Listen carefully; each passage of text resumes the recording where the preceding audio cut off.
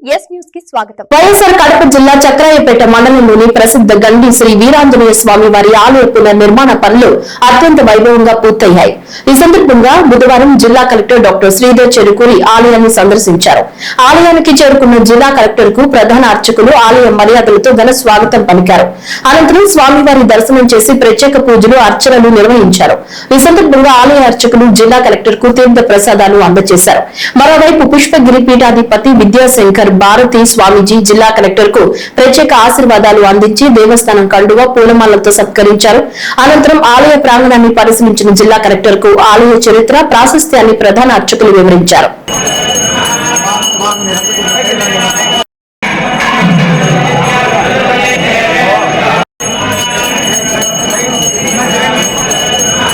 కడప నగరంలోని అల్పాస్పేట కూడలి వద్ద ఇటీవల జరిగిన ఘటన వెనుక వైకాపా కుట్ర ఉందని ప్రభుత్వ విప్ జమ్మలమడుగు ఎమ్మెల్యే ఆదినారాయణ రెడ్డి ఆరోపించారు. రాజకీయ లబ్ధి కోసం ఉద్దేశపూర్వకంగానే కొందరు రెచ్చగొట్టారన్నారు. గాలిదేవర ఆంజనేయ స్వామి ఆలయం వద్ద టీటీడీ పాలక మండలి సభ్యుడు భాను ప్రకాష్ రెడ్డితో కలిసి మంగళవారం విలేకరులతో మాట్లాడారు. తాజాగా ముగిసిన కడప నగరపాలక సంస్థ ఆధ్వర్యంలో గతంలో నిర్వహించిన కౌన్సిల్ సమావేశంలో వైకాపా కౌన్సిలర్లు చేసిన తీర్మానం వల్ల ఇదంతా జరిగిందన్నారు. పోలీసులు సకాలంలో స్పందించడంతోనే పరిస్థితి అదుపులోకి వచ్చిందన్నారు.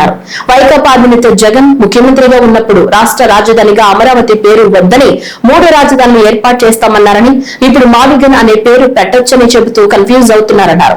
అలాంటి కన్ఫ్యూజన్ అనే అల్ఫాస్పేట కూడలి పేరు విషయంలోనూ జరిగిందని ఆరోపించారు. జగన్ కు కేవలం రాజకీయాలే కావాలని ఎవరు ఎలా పోయినా ఆయన పట్టించుకోరన్నారు. ఉదయాన్నే గండి క్షేత్రానికి పోవడం జరిగింది. మంత్రి గారు కూడా రావడం జరిగింది. చాలా అద్భుతంగా కార్యక్రమం చేపడుతూ ఆ కార్యక్రమం పూస్తుంది. ఈరోజు జరిగే ఈ సిటీలో మా సుబ్బారెడ్డి గారు చెప్తున్నారు, దాదాపు 10 చోట్ల శోభాయాత్ర. ఇంతకుముందు కూడా అయోధ్య జరిగేటప్పుడు అద్భుతంగా కడప నగరంలో ఎక్కడ రాష్ట్రంలో జరగని విధంగా జరిగింది. కానీ చిన్న సంఘటన, దాని ఇప్పుడు సైన్స్ అండ్ టెక్నాలజీ బాగా పెరిగింది, ఎడ్యుకేషన్ పెరిగింది. అంతరిక్షంలోకి పోయి అక్కడ జరిగే కార్యక్రమాలు కూడా తెచ్చుకోండి. ఈ రోజుల్లో చిన్న చిన్న ఆలోచనలతో రెచ్చగొట్టేది మానుకోవాలి, ముఖ్యంగా వైఎస్ఆర్ పార్టీ వాళ్ళు. మన జరిగినది వాళ్ళు కానే కాదు, స్థానికులు కాదు, వైఎస్ఆర్ పార్టీ వాళ్ళు స్పష్టంగా. దీనికి పేరు పెట్టడం కాదు, వాళ్ళకి కావాల్సింది డిస్టర్బెన్స్. అమరావతిని ఒప్పుకున్న జగన్మోహన్ రెడ్డి మళ్ళీ 3 రాజధానులని మళ్ళీ అమరావతి రీస్టార్ట్ చేస్తే మోడీ గారు దాన్ని ఒప్పుకోకుండా మావిగారు అంటే కన్ఫ్యూజ్ చేసేదానికి ప్రతి ఒక్క కార్యక్రమం చేస్తారు. మన జరిగిన ఆల్బాస్పేటలో కూడా టిప్పు సుల్తాన్ పేరు అనేది పైకి అసలు రాజకీయం. ఇది పోవాలా, ఈ రాష్ట్రం బాగుపడాలా, విడిపోయిన రాష్ట్రం అభివృద్ధి జరగాల, సంక్షేమం జరగాల, ఆధ్యాత్మికం జరగాల, మన పిల్లల యొక్క భవిష్యత్తు పెరగాల, ఉపాధి ఉద్యోగ అవకాశాలు పెరగాల, బ్యాంకింగ్ ఇన్సూరెన్స్ పెరగాల, చెట్టు సంపద జంతు సంపద పెరగాల, ఎక్కడ కూడా స్వేచ్ఛ పెరగాల. స్వేచ్ఛ పెరగాల్సిన చోట స్వేచ్ఛ నశించడం, ముఖ్యంగా ఇక్కడ ఎవరిని రెచ్చగొట్టాల్సిన అవసరం లేదు.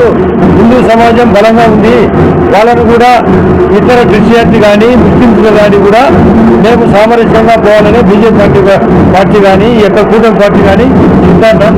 కడప అల్పాస్పేట సర్కిల్లో జరిగిన ఇరు వర్గాల ఘర్షణలో పోలీసులు ఏకపక్షంగా వ్యవహరించారని, మైనార్టీ వర్గంపై లాఠీ చార్జీ చేశారని ముస్లిం మత పెద్దలు యునైటెడ్ పీస్ ఎడ్యుకేటివ్ కౌన్సిల్ నాయకులు ఆరోపించారు. కడప ప్రెస్ క్లబ్ లో ఏర్పాటు చేసిన మీడియా సమావేశంలో ముస్లిం మత పెద్దలు మాట్లాడుతూ అల్పాస్పేట సర్కిల్ కు టిప్పు సుల్తాన్ పేరు పెడతామని ఎన్నికల సందర్భంలో సీఎం చంద్రబాబు చెప్పడం జరిగిందని, స్థానిక కడప కార్పొరేషన్ లో రెజల్యూషన్ కూడా ఫార్వర్డ్ చేయడం జరిగిందని, ప్రభుత్వం జాప్యం చేయడం వల్లనే ఉద్రిక్త పరిస్థితులు ఏర్పడ్డాయన్నారు. గత కొన్ని సంవత్సరాలుగా జాప్యం చేస్తూ ఉండగా కొందరు బ్యానర్లు ఏర్పాటు చేసి మరో మతానికి చెందిన పేరుతో సర్కిల్ పేరు పెట్టడంతో ముస్లిం మనోభావాలు దెబ్బతినడం వల్ల కడపలో ఉద్రిక్త పరిస్థితులు ఏర్పడ్డాయని అన్నారు.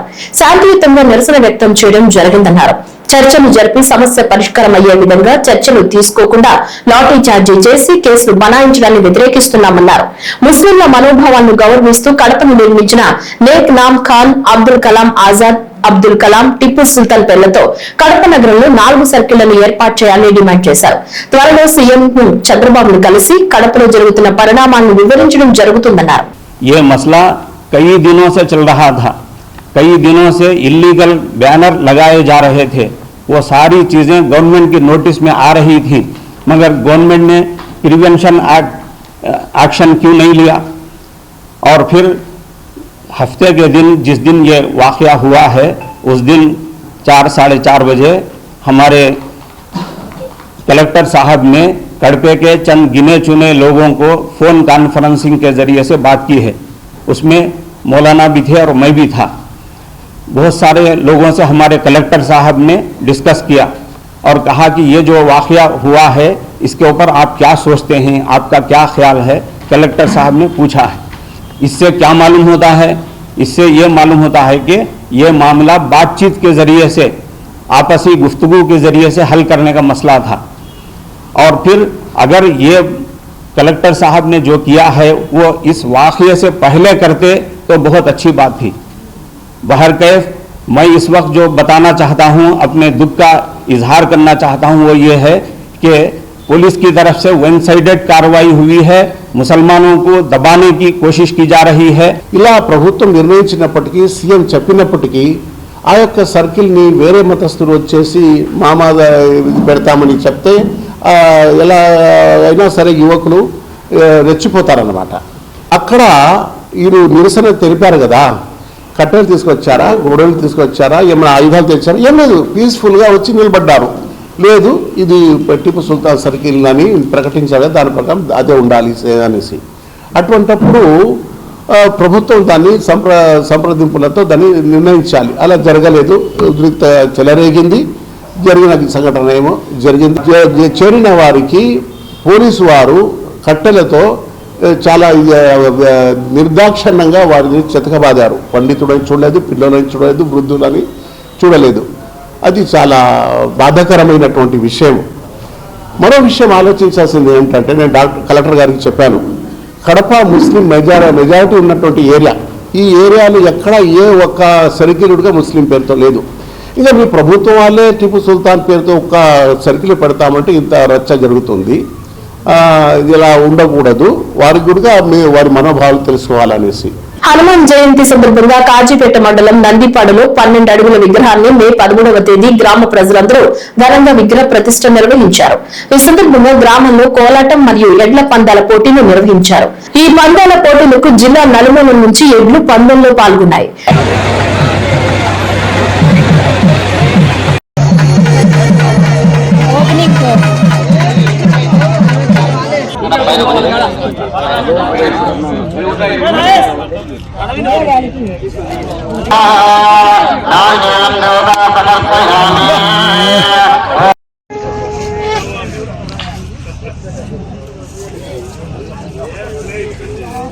అన్నమయ్య జిల్లా రాయచోటి మండలం చెన్నముక్కపల్లి గ్రామంలోని రాజుల కాలనీలో 7 నెలల గర్భిణి అనుమానాస్పద స్థితిలో మృతి చెందడం కలకలం రేపింది.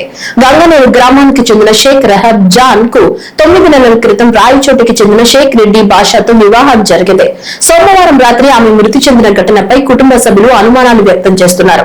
అదనపు కట్నం కోసం వేధింపులకు గురి చేశాడని భర్తపై గర్భిణీ కుటుంబ సభ్యులు ఆరోపించారు. ఘటనపై సమాచారం అందుకున్న పోలీసులు కేసు నమోదు చేసి దర్యాప్తు చేపట్టారు.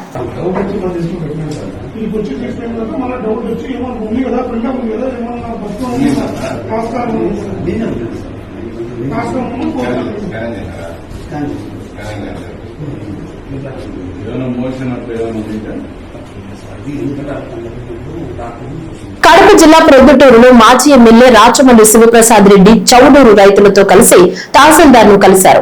చౌడూరు ఏటీలో ఉన్న సాగు భూములను పరిశ్రమల స్థాపన పేరుతో ప్రభుత్వం రైతుల వద్ద నుంచి బలవంతంగా తీసుకుంటోందని ఆయన ఆరోపించారు. కోర్టు స్టేటస్ కో ఇచ్చినప్పటికీ సర్వే నెంబర్లు మార్చి భూములను చదును చేస్తున్నారని రాచమల్లి ఆరోపించారు. 657 సర్వే నెంబర్ కాదని చెబుతూ 699/1, 699/3 సర్వే నెంబర్లలో పనులు చేస్తున్నారని పేర్కొన్నారు. సబ్ డివిజన్ కారణంగా సర్వే నెంబర్లు మారాయని, రైతులకు అన్యాయం చేసే కుట్ర జరుగుతోందని విమర్శించారు. అలాగే ఎమ్మెల్యే వరదరాజుల రెడ్డి, ఆయన కుమారుడు కొండారెడ్డి ఇసుక వ్యాపారంతో కోట్ల రూపాయలు సంపాదిస్తున్నారని ఆరోపించారు. డ్యాంలు నిండితే చౌడూరు, శంకరాపురం, కాకిరేనిపల్లి గ్రామాలు ముంపుకు గురయ్యే ప్రమాదం ఉందని ఆందోళన వ్యక్తం చేశారు. ఏపీఐఐసీ, ఆర్డీఓ అధికారులు అధికార ఒత్తిడికి లొంగి వ్యవహరిస్తున్నారని, ఇసుక అక్రమాలపై అధికారులు ప్రేక్షక పాత్ర పోషిస్తున్నారని మాజీ ఎమ్మెల్యే రాచమల్లి శివప్రసాద్ రెడ్డి మండిపడ్డారు. వీళ్ళ సమస్య మీద గత 3 నెలలుగా మేము పోరాటం చేస్తానే ఉంటాం. వరదరాజిరెడ్డి గారి పుణ్యమా అని చెప్పి వీరు వ్యవసాయం చేసుకునే భూములను దౌర్జన్యంగా లాక్కొని పరిశ్రమల యొక్క స్థాపన పేరుతో ప్రభుత్వం రియల్ ఎస్టేట్ వ్యాపారం చేస్తోంది. నిన్నంతా మాట్లాడినాం. ఇది ఇప్పుడు స్టేటస్ కో ఇచ్చింది మాకు కోర్టు. ఆ స్టేటస్ కోలో వాళ్ళు చెప్పేది ఏంటంటే కనుక 657 సర్వే నెంబర్లో ఉండబడిన ఈ 16 మంది రైతుల యొక్క భూములను మేము సదును చేయలేదు. 699/1, 699/3 ఈ సర్వే నెంబర్ల భూమిని మేము సదును చేస్తున్నామని చెప్తారు. భూమి మటుకు వీళ్ళదేనంట. వ్యవసాయం చేసే భూమి వీళ్ళదే, రైతులు వీళ్ళే, ఆ భూమి మేము చేస్తున్నాం. కాకపోతే సర్వే నెంబర్ అది కాదంటారు. భూమి అదే, సంఖ్య మాత్రం అది కాదు. ఈ టెక్నికల్ కారణం ఏమంటే సబ్ డివిజన్ చేసినారు. పూరా నెంబర్ ఇదే అంతా. సబ్ డివిజన్ చేసినారు కాబట్టి సర్వే నెంబర్ మారింటది. సాంకేతిక పరమైనటువంటి ఈ చిన్న కారణాన్ని పురస్కరించుకొని ఈ రైతులకు అన్యాయం చేసేదానికి కొత్త పథకం. పర్వాలే, మళ్ళీ న్యాయస్థానాన్ని ఆశ్రయిస్తాం, ఇబ్బంది ఏం లేదు.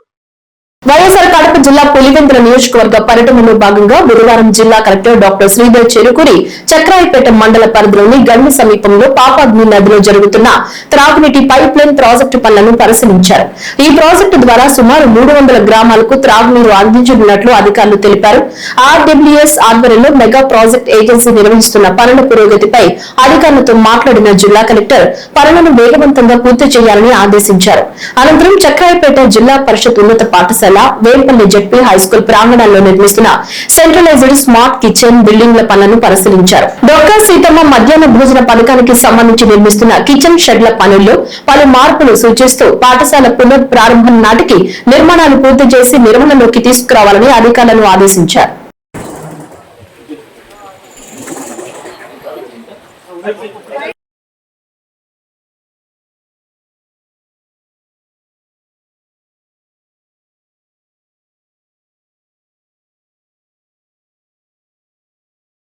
వైఎస్ఆర్ కడప జిల్లాలో ప్రభుత్వ పాఠశాలల్లో విద్యార్థులకు నాణ్యమైన భోజనం అందించే దిశగా చర్యలు వేగవంతమయ్యాయి.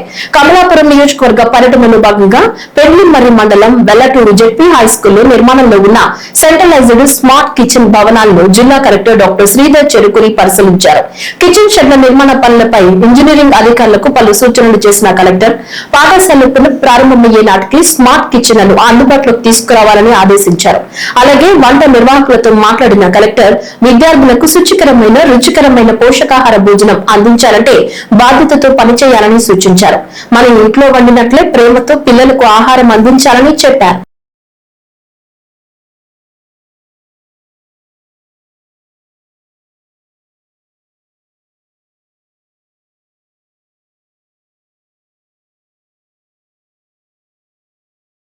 ఈ వార్తలు ఇంతటితో సమాప్తం. నమస్కారం.